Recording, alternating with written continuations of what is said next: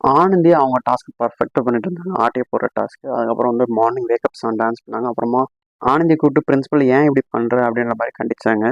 மேனேஜ்மெண்ட்டை பற்றி ஸ்டூடெண்ட்ஸ் எல்லாம் பேசினாங்க. அப்புறமா வந்து கிளாஸ் ஸ்டார்ட் ஆச்சு. சத்யா வந்து கிளாஸ் விட்டு வெளில போனார். அப்புறம் திரும்ப கிளாஸ்க்குள்ளே வந்தார்.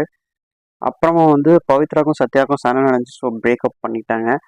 அந்த சண்டை கொஞ்ச நேரம் போச்சு. அதுக்கப்புறம் வந்து டாஸ்க் நடந்துச்சு. அந்த டாஸ்க்ல வந்து பாய்ஸ் டீம் தோத்துறாங்க, கேர்ள்ஸ் டீம் ஜெயிச்சிட்டாங்க.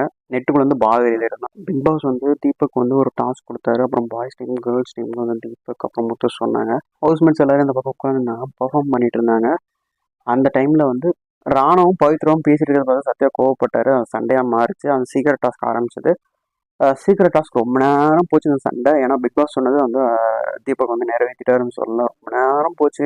சண்டே அப்போ ஜாக்லின் எழுதிட்டாங்க. அப்புறம் தீபக் வந்து ராணுவ பேசி 2 பேர்கிட்டையும் தனியாக பேசி அப்புறம் வந்து சமாதானப்படுத்தினாங்க. அதுக்கப்புறம் நேற்று இதோட பிக் பாஸ் நான் நாளைக்கு இன்னொரு வீடியோ உங்களை பார்க்குறேன். பாய் எல்லாருக்கும்.